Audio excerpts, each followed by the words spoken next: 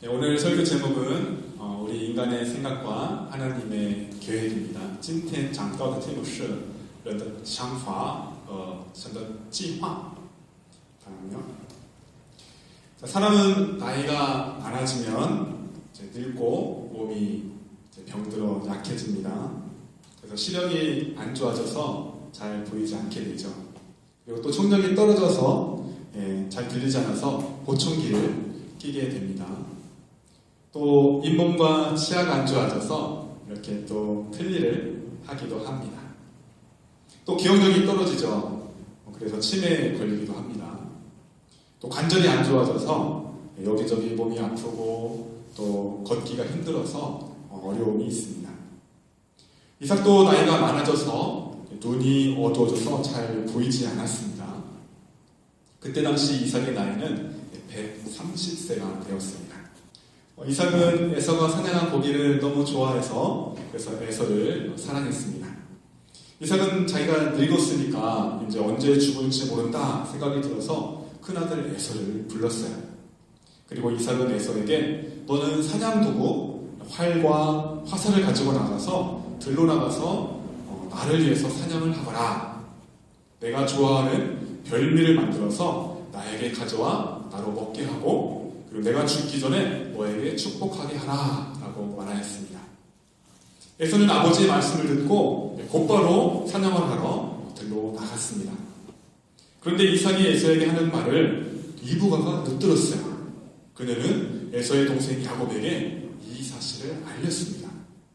그리고 리브가는 야곱에게 형 대신에 내가 대신 축복 기도를 받도록 내가 도와주겠다 라고 말하는 것이었습니다. 내 아들아, 내가 너에게 분부하는 대로 너는 내 말을 따라해라 말했습니다.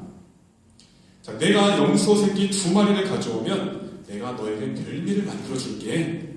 너는 형 대신에 아버지에게 축복 기도를 받으라 라고 말하는 것이었습니다. 리브가는 왜 그랬을까요? 리브가는 쌍둥이를 임신했을 때 하나님께서 하셨던 말씀, 형이 동생을 섬길 것이다. 그 말씀을 기억하고 있었기 때문입니다. 야곱은 어머니의 말씀을 듣고 처음에는 안 된다고 반대를 했습니다. 왜냐하면 형은 털이 많은 사람인데 자신은 털이 없는 매끈매끈한 사람이기 때문이었습니다.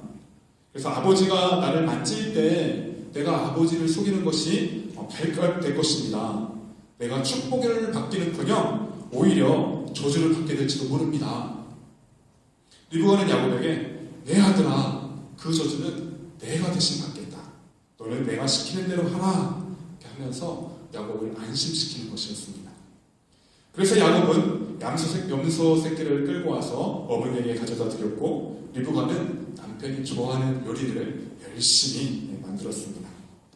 또 리브가는 맏아들 에서의 가장 좋은 옷을 가져다가 야곱에게 입혔습니다. 염소 새끼의 가죽을 또 야곱의 매끈한 손과 또 목덜미에 둘러주어서 털이 만져지도록 그렇게 했습니다.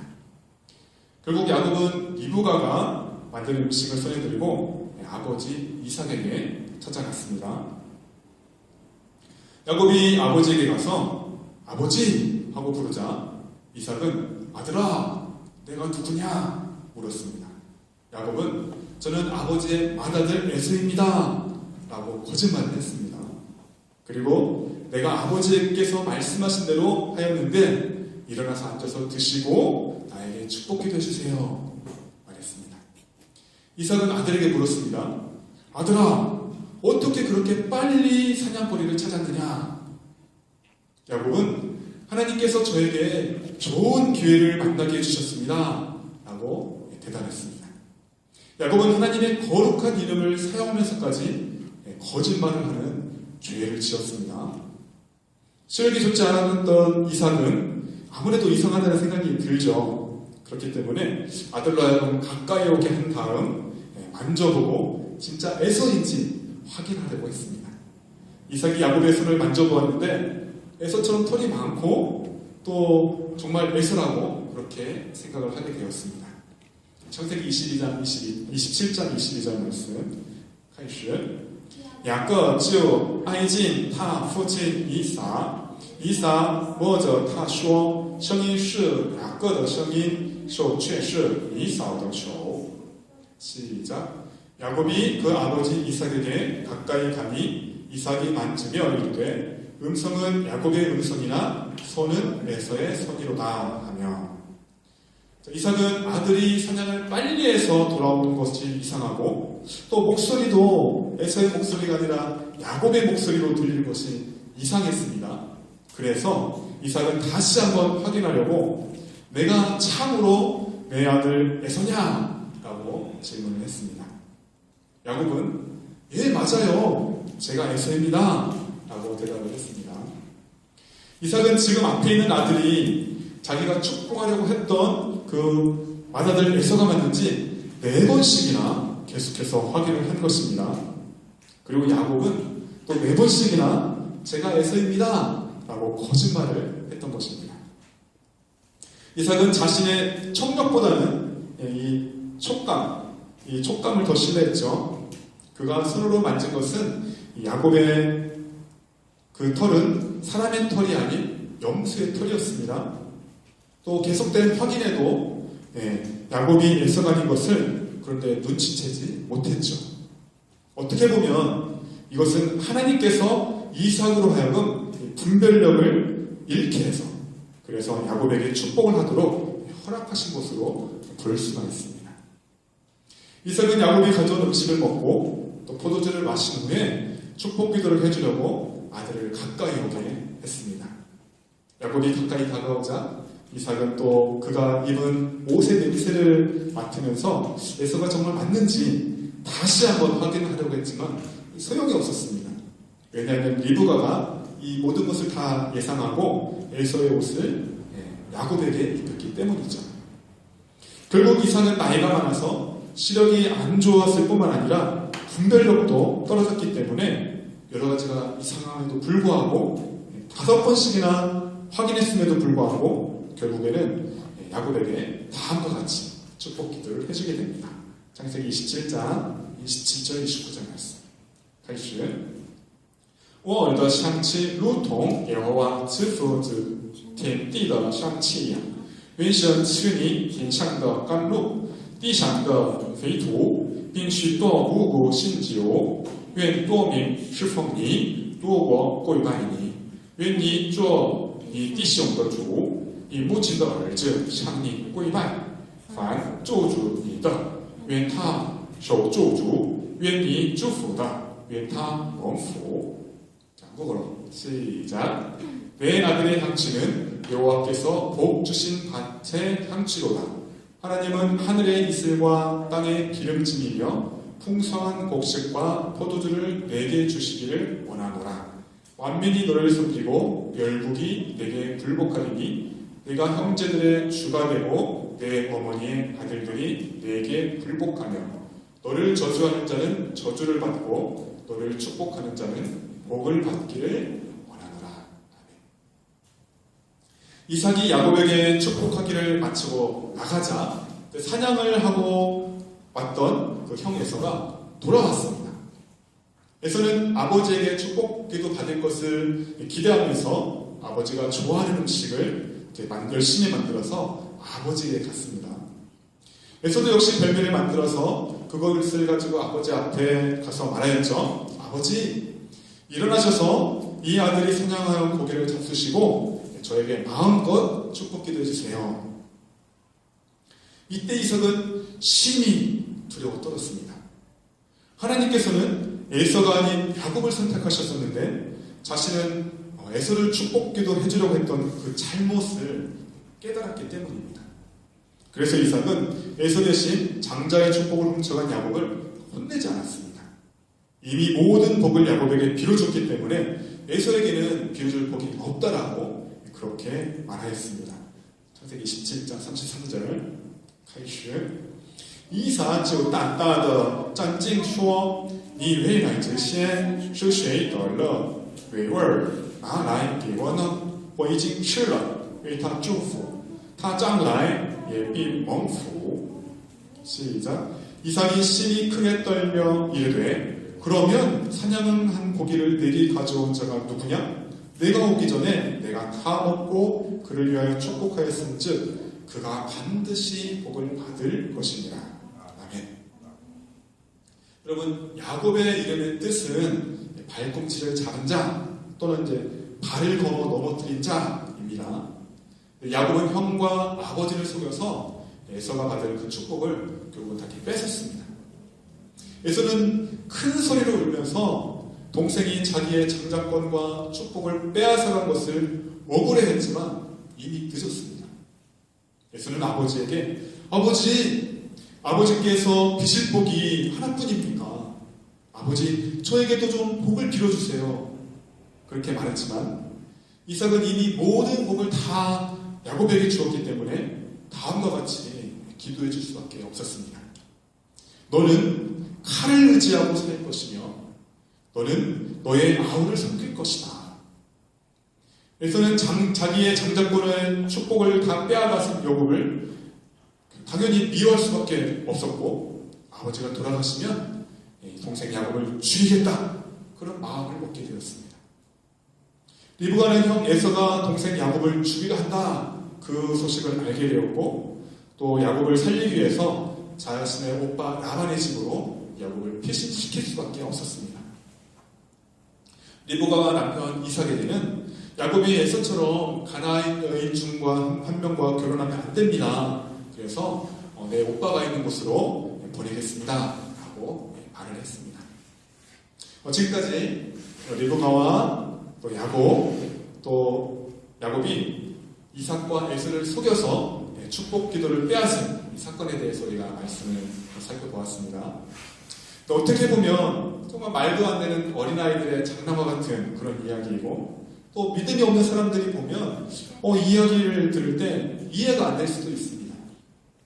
그런데 무엇보다 그 아버지의 축복 기도가 돈도 아니고 금이나 은도 아닌데 상징적인 것에 불과한데 리브가와 야곱이 왜 이렇게까지 하면서 했을까 그런 생각을 할지도 모르겠습니다. 그런데 하나님께서는 아브라함을 시작으로 이 족장들을 통해서 후손들을 향해서 복을 빌어주는 그러한 특별한 권리를 허락하셨습니다. 그렇기 때문에 이삭의 축복 기도는 단순한 기도가 아니라 영적 생명의 상속자를 세우는 아주 중요한 기도였던 것입니다. 오늘 이야기는 우리 기독교인들에게 있어서 매우 중요한 이야기이며 또 많은 교훈들을 주고 있습니다. 가장 중요한 것은 이삭의 축복은 사람의 뜻에 의한 것이 아니라 하나님의 개입에 의한 것으로 선택의 은혜를 합법적으로 선포하게 하셨다라는 것입니다. 그러면 이삭과 리브가 그리고 에서와 야곱의 모습에서 몇 가지 교훈을 살펴보도록 하겠습니다. 첫 번째, 이삭은 이때 당시 나이가 130세 정도였습니다. 이삭은 나이가 많아졌고 또 육체적으로 눈이 어두워진 것도 있지만 그의 진정한 문제는 영적인 눈이 어두워졌다는 것입니다. 이삭은 리브가가 임신했을 때 하나님께서 하셨던 말씀, 즉 형이 동생을 섬길 것이다 라는 말씀을 전해 들었습니다. 그렇기 때문에 하나님의 뜻을 분명히 알고 있었을 것입니다. 그러나 그는 둘째 아들 야곱에게 축복을 하지 않고 자기가 사랑하는 장자 에서의 그 맛있는 음식을 먹고 그에게 축복 기도를 해주려고 했죠. 즉 제일 먼저 책망받아야 마땅한 사람은 바로 아버지 이삭이었던 것입니다.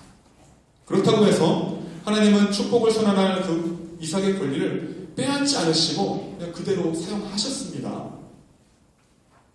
물론 이삭은 몇 번씩이나 축복을 하기 전에 자기 앞에 있는 아들이 정말 에서가 맞는지 확인하려고 노력을 많이 했습니다.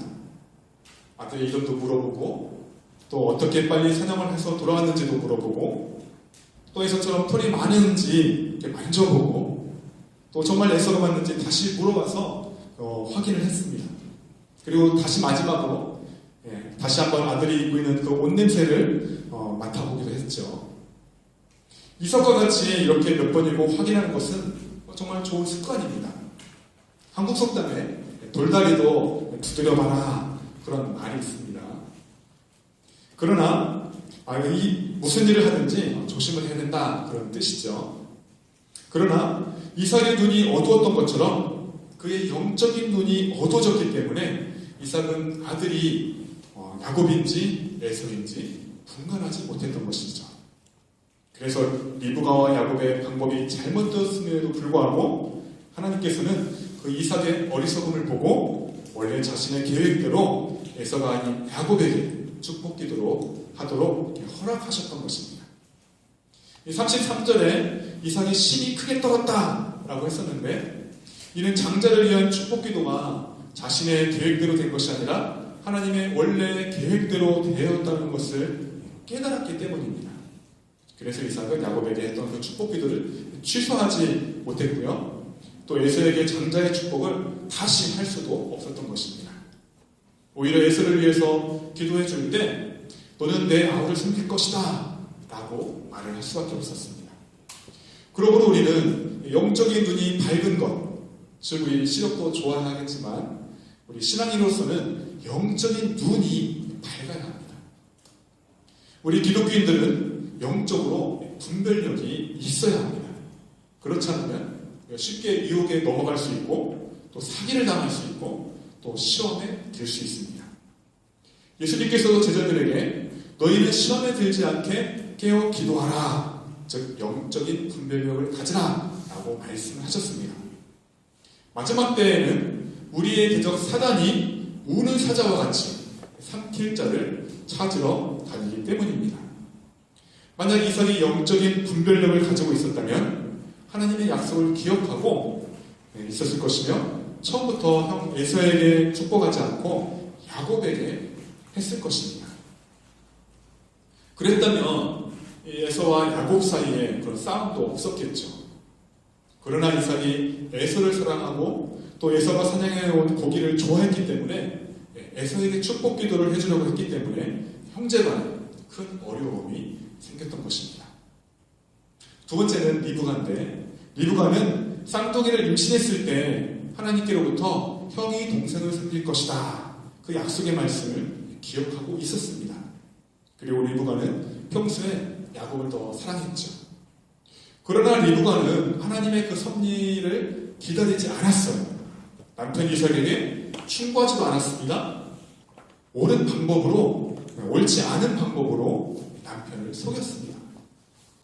야곱이 안 된다고 했을 때에도 그 저주를 자신이 받겠다라고 그렇게 하면서까지 야곱으로 하여금 아버지에게 축복 기도를 받도록 했습니다. 리브가는 에서의 옷을 야곱에게 입혔고 또 염소 새끼의 가죽으로 야곱의 손과 목덜미에 덮었습니다. 에서처럼 분장을 했습니다. 또 그녀는 야곱 대신에 남편이 좋아하는 요리를 대신 만들어주기까지 했죠. 이는 아무리 리브가가 그 하나님의 약속을 생각하고 믿음으로 한 행동이라 하더라도 정당화할 수는 없습니다. 결과적으로 하나님의 원래 계획대로 모든 일이 이루어졌을지라도 이것은 남편을 속인 일이요, 그리고 또 자신의 두 아들 에서와 야곱 사이에 싸움을 일으키게 되었습니다. 결국 사기극을 연출한 리브가는 이것으로 인해서 가족들은 깨어지고 상처를 입게 되었습니다. 리브가는 결국 사랑하는 야곱을 지키기 위해서 야곱을 자신의 곁에서 떠나 보내야만 했습니다. 즉 그녀는 사랑하는 아들과 생리별을 해야만 했죠. 야곱은 하루 이틀도 아니고 한 달도 아니고 1년도 아니고 21년을 집 밖에서 생활을 해야 했습니다. 야곱이 집으로 돌아오기 전에 리브가가 죽었기 때문에 결국 리브가는 살아생전에 야곱을 다시 볼 수가 없었어요. 바른 믿음은 이처럼 정직하지 않거나 또 과도한 열망에 휩싸여서 행동하지 않습니다. 바른 믿음을 가진 사람은 겸손하게 하나님의 때를 믿고 기다리면서 신중하게 행동을 해야 합니다. 우리는 씨앗을 뿌린 대로 그 열매를 먹게 된다, 이 사실을 우리가 기억해야 합니다. 하나님께서는 다른 사람 속이는 것을 싫어하십니다. 물론 리브가가 그렇게 하지 않았을 때 하나님께서 어떤 방법으로 이삭으로 하여금 야곱에게 축복 기도를 하게 했을지는 우리는 알지 못합니다. 하지만 하나님께서는 분명 처음 야곱을 선택하셨고 또 야곱에게 복을 주겠다고 약속하셨던 것을 분명 지켰을 것입니다. 그러므로 우리는 우리의 생각대로 또 우리의 계획대로 함부로 행동해서는 안 됩니다. 우리는 하나님의 방법대로 그리고 정직한 방법으로 하나님께서 하신 일을 기대하며 기다려야 합니다. 순종이 제사보다 낫다라는 말씀이 있어요. 순종, 성위, 반칙. 하나님께서는 인간의 방법으로 하나님을 섬기기보다 하나님의 말씀에 순종하는 것을 더 기뻐하십니다. 세 번째, 에서인데요. 에서는 평소에 장자권을 굉장히 가볍게 여겼습니다. 그래서 그는 사냥하고 돌아와서 배가 고플 때 팥죽 한 그릇에 장자권을 야곱에게 팔아버렸었죠. 그 결과 에서가 야곱으로부터 받아야 할 그 축복 기도를 야곱이 대신 받게 된 것입니다. 물론 이것은 하나님께서 에서와 야곱이 태어나기 전에 이미 결정하신 일입니다. 하나님께서 임신한 리브가에게 형이 동생을 숨길 것이다 그런 말씀을 하셨었기 때문에 그래서 이삭이 에서가 아닌 야곱에게 축복을 하도록 하나님께서 허락을 하셨던 것입니다. 그리고 이삭이 에서에게는 내가 동생을 숨길 것이다 라고 기도해 주었습니다. 어쨌든 에서는 이 장자권을 소홀히 생각했고 당장 배고픈 문제를 해결하려고 했기 때문에 결국 아버지의 축복 기도를 받지 못했던 것입니다. 그러므로 우리는 당장 눈앞에 있는 것보다 더 멀리 있는 것을 우리가 바라봐야 합니다. 그리고 육체적인 것보다는 영적인 것을 우리가 사모해야 합니다. 또한 에서가 눈물을 흘리며 아버지에게 축복을 구하기는 했지만 이는 참된 회개의 눈물이 아니었습니다. 그는 자기에게도 축복해달라고 막무가내로 때를 쓴 거죠. 요구한 것이죠. 그러므로 우리는 기회가 있을 때 또 하나님을 섬길 수 있을 때 하나님을 우리가 잘 믿고 우리 열심히 섬겨야 합니다. 이사야 55장 6절 말씀 开始当称耶和华可熏笑的时候寻求他想进的时候求告他 우리 한국어로 시작 너희는 여호와를 만날 만한 때에 찾으라 가까이 계실 때에 그를 부르라. 에서가 자신의 축복을 훔쳐간 동생을 죽이려고 마음을 먹은 것 또한 하나님의 언약과 아버지의 축복을 무시하는 그런 행위에 속합니다. 즉 그는 동생을 죽임으로써 아버지의 축복을 무효화시키고 또 형인 자신이 동생을 섬기지 않으려고 했던 것이죠. 그러나 이 축복은 당장 이루어지지는 않았습니다. 하지만 시간이 한참 지나서 그 후대에 그 다음 세대에 이루어지게 되었습니다. 또 한 가지 재미있는 사실은 이삭이 바로 죽지 않았고요. 이삭이 그 후로 50년을 더 살다가 180세에 죽었다는 것입니다.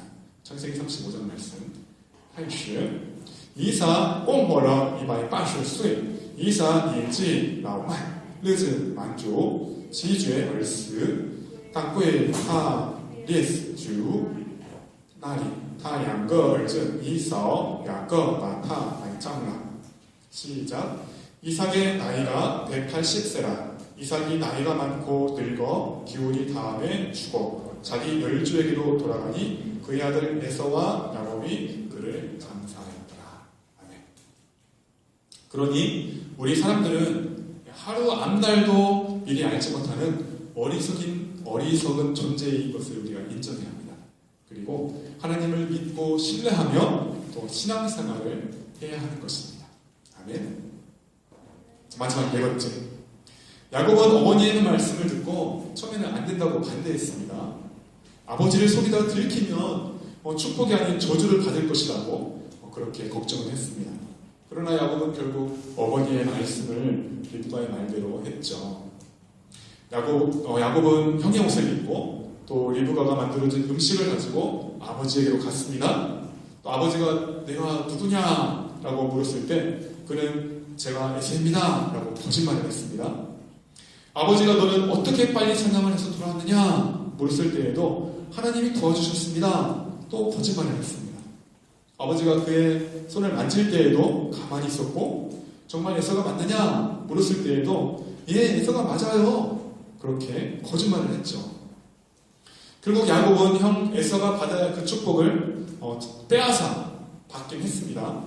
그러나 그 결과 야곱은 형 에서와 원수지간이 되었습니다. 형으로부터 죽임을 당할지도 모른다는 그런 두려움에 빠지게 되었습니다. 결국 그는 등 떠밀려서 집을 떠나 외삼촌의 집으로 가야만 했습니다. 야곱은 살아가는 어머니와 생이별을 해야만 했고 또 그리고 어머니를 다시는 볼 수가 없었습니다. 이처럼 아버지 집에서 어머니의 사랑을 받으면서 편안하게 생활할 수 있었던 야곱은 어느 날 갑자기 집에서 쫓겨나 이방 땅에서 고생하면서 살아가게 되었습니다. 야곱은 외삼촌 라반의 집에서 수없이 많은 속임을 받게 되었어요. 그리고 그는 나중에 자신의 아들들에게도 또 속임을 당하는 일이 있었습니다. 다음에 배울 거예요. 자, 오늘 설교를 들으면서 하나님의 선택과 계획 그리고 신앙인의 잘못된 행동에 대해서 우리가 좀 혼동이 있을 수 있습니다. 결과적으로는 하나님께서 예정하신 대로 에서가 아닌 야곱이 아버지 이삭으로부터 축복 기도를 받게 하셨습니다. 또 야곱의 족보를 통해서 이스라엘 민족을 이루게 하셨고 또 예수님이 태어나게 되었습니다. 그러나 우리는 정직하지 않은 방법, 하나님께서 기뻐하지 않는 방법을 정당화할 수 없다는 사실을 우리가 기억해야 합니다. 무엇보다도 우리 그리스도인들은 그리스도의 옷을 입고 그리스도의 향기를 내는 그런 사람들이 되어야 합니다. 갈라디아서 3장 27절 开始你们受洗归入基督的都是替代基督了 시작 누구든지 그리스도와 합하기 위하여 세례를 받은 자는 그리스도로 옷 입었느니라. 로마서 13장 14절 开始总要替代主耶稣基督不要为肉体安排去放纵私欲 시작 오직 주 예수 그리스도로 옷 입고 정욕을 위하여 육신의 일을 도모하지 말라. 저와 여러분은 오직 예수 그리스도를 위하여 살아가는 그리스도인들이 되기를 바랍니다. 예수님의 이름으로 여러분을 축복합니다. 여러분 모두 우리 모두 예수님을 따라가며 또 예수님 안을 전하는 진실한 그리스도인 되기를 축복합니다. 기도하겠습니다. 사람들은 다 자신만의 계획이 있습니다. 그러면 또요, 自己的计划.